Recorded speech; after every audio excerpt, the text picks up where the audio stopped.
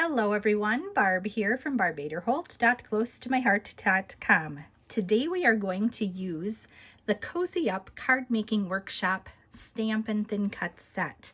I just loved this circle die here. I thought it was really cool. And you can tell what has matching thin cuts in here because it is shaded in blue. So that's how you can tell what shapes are included with the stamp set. You can purchase some stamp sets without the dies. This is not one of them because this is a part of the, well, let me get it out of the way here. It's in the July-August catalog. And it is, let's see if I can find it here. Here we go. It's on page 21 of the catalog. And it is called Cozy Up Card Making Workshop. There you go. And so it is exclusive to this card making workshop. This is what all comes in the workshop. So if you want this, you must buy this workshop. Lots of good stuff in there. I am not using the workshop in the way that they've designed it. Well, actually I am, but I'm I'm only doing one of the cards. I'm actually concentrating my effort on this card here, though these cards are beautiful, and you could, if you follow the instructions, make 4 cards for each of the 4 designs. But I needed 12 cards, and so I'm doing the one design right there. So this is one of those designs. You can see here, isn't that cool? I just love it. This is craft cardstock. Here's the little leaf. We're going to do some coloring of that. Little pieces of filler cardstock. Let's see. I think that's right. Then we have, this is the front and back of this. And this is one of those card designs that is miserly with the paper. It's a great one if you really need to conserve. So the first thing I'm going to do is attach the little leaf pattern paper. So I'm going to go up here to the top edge here, the side, and I'm going to put these at the top and the bottom.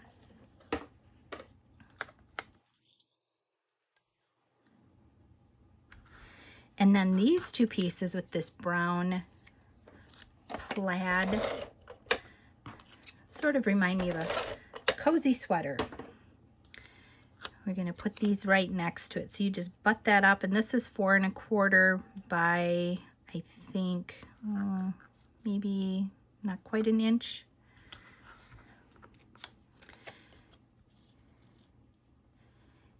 And this you could do that whole big panel of this, and then this could be a whole big panel. This is a better way of doing it because it saves on paper. And this is a little bit different than my other ones turned out, but that's okay. We're going to make it work. So I'm going to put this in the middle here. And then I'm going to take some glue. And I've got a couple of pieces of 1/4 inch by about 4 1/4 sage, and then 1 piece of, I do believe, honey butter. So I'm going to kind of cover up that little bit of a gap that I have going on there. I'm just going to hide that.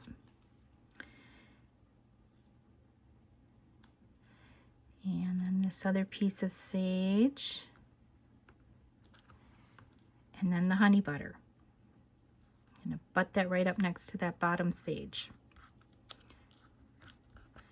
And there we go. So we've got that base going. The other thing I want to do is take a little bit of, I didn't show you the pile of colors here. We've got acorn, pumpkin, jade, scarlet, candy apple, sage, and honey butter. I'm going to get out the sage and pick a little bit up and just gently, gently, gently get this rubbing right in the middle. And as I see, it's Not going to get all super blobby on me. I can put a little more pressure down. So just like that. Then I put together the thanks so much, which you can see here, the thanks and the so much. I just mounted them together on my block. And I've got some mocha. I think that mocha looks nice there because it's mocha. And we're going to stamp right over where I just inked. And I used a blending brush to do my inking because I find that it isn't quite so dark when I start, as I end up usually a little more blobby if I use the foam.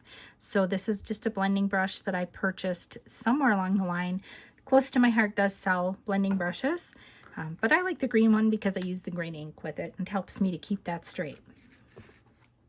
The other thing I need to put on here is this little circle, which again, I love, and it's why I bought this set, because I can see myself using this multiple ways.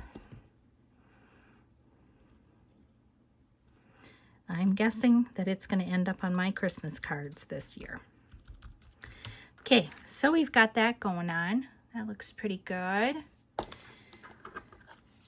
Painting this is going to happen with my water brush and some of these stamps.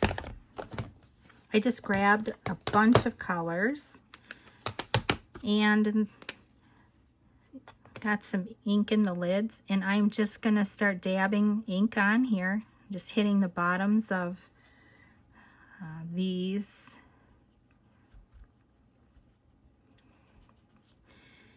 And we'll move on to maybe some pumpkin. This is a new color. Squeeze the lid. That transfers the ink from the pad to the lid. You can see that there. Ooh, that was super close. And I'm going to pick it up, and I'm just going to go over the candy apple and kind of blend it together.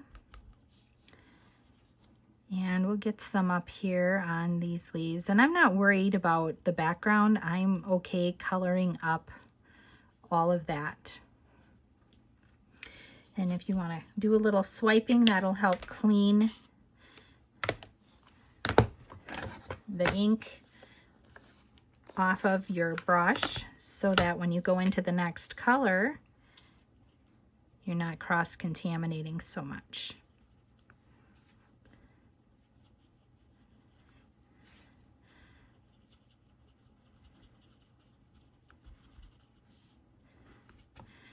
And we'll go up here like this, and here, here, here.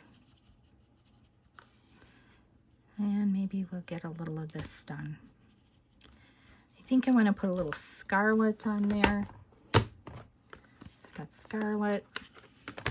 Now, if you have reinkers, you can put reinkers down. Oh yeah, I like that. That helps. And then we need some green. Got jade. May or may not use the acorn. Sometimes it just depends on my mood.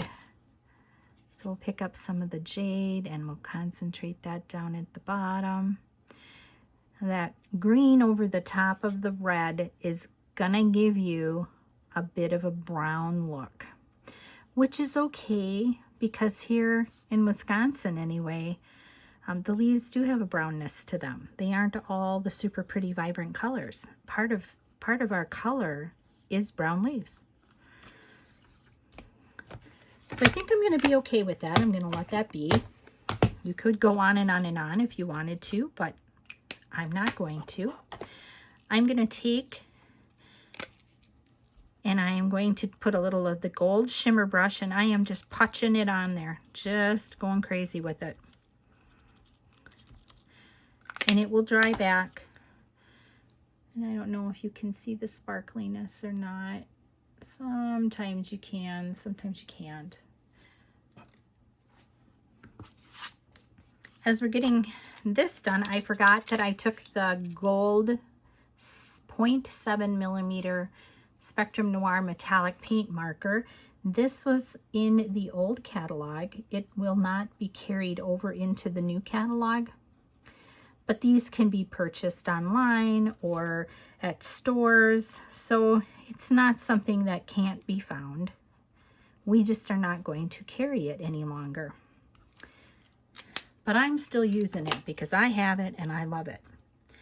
Now, I painted one of these already, had it ready to go. So this one has dried. And I did use the Ranger watercolor paper